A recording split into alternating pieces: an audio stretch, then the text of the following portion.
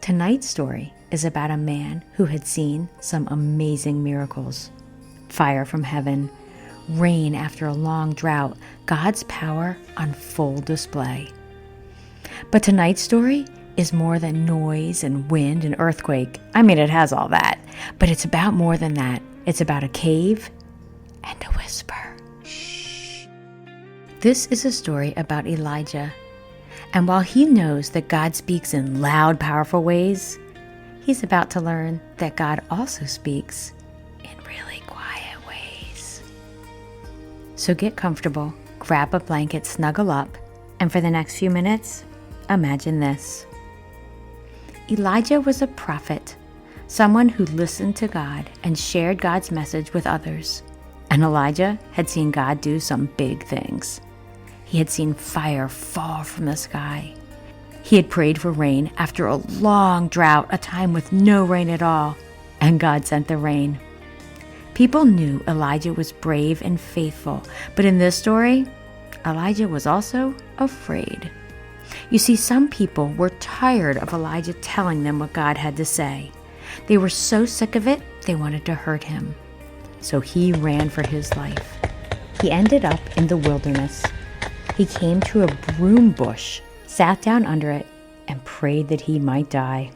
"I've had enough, Lord," he said. "Just take my life. I'm no better than my ancestors." Then he lay down under the bush and fell asleep. All at once, an angel touched him and said, "Get up and eat." Elijah looked around, and there by his head was some bread baking over hot coals, yum, and a jar of water. He ate and drank and then lay down again. The angel of the Lord came back a second time and touched him and said, "Get up and eat, for the journey is too much for you." So he got up and ate and drank. Strengthened by that food, he traveled 40 days and 40 nights until he reached Horeb, the mountain of God. There he went into a cave and spent the night. While he was in that cave, the Lord spoke to him. "What are you doing here, Elijah?" He replied, "Look, I have worked really hard telling people about you, but now they don't want to hear it. In fact, they want to kill me because of it." God listened, and then God said something surprising. "Go out and stand on the mountain I'm about to pass by." Elijah got up and stepped outside of the cave. Suddenly, a strong wind tore through the mountain. It was so powerful that rocks broke apart.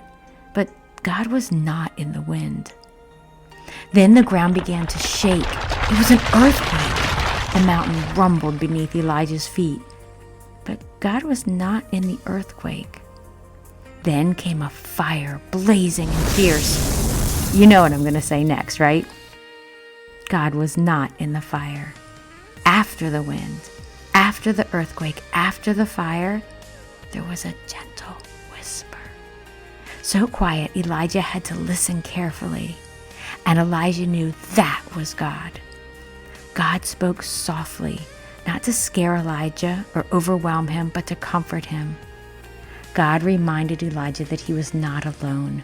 There were still others who followed God. And Elijah still had work to do, but he didn't have to do it alone.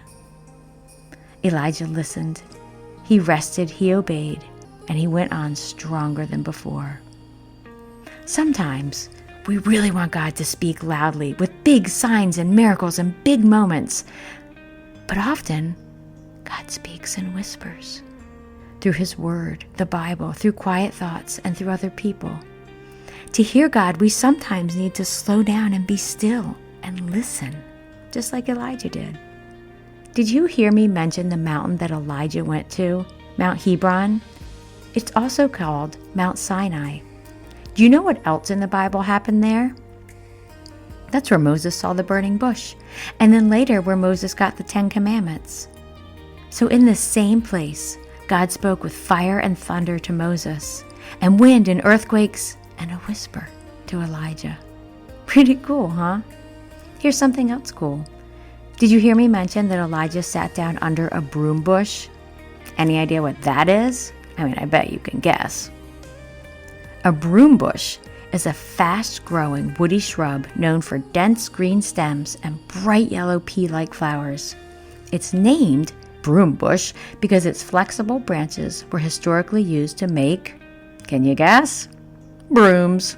Yeah, I imagine you got that right. Hey, thank you so much for listening today. I hope you're having a wonderful day, night, whatever it is. Please share this podcast with other people, and I look forward to talking to you again soon on these winter nights as we imagine this.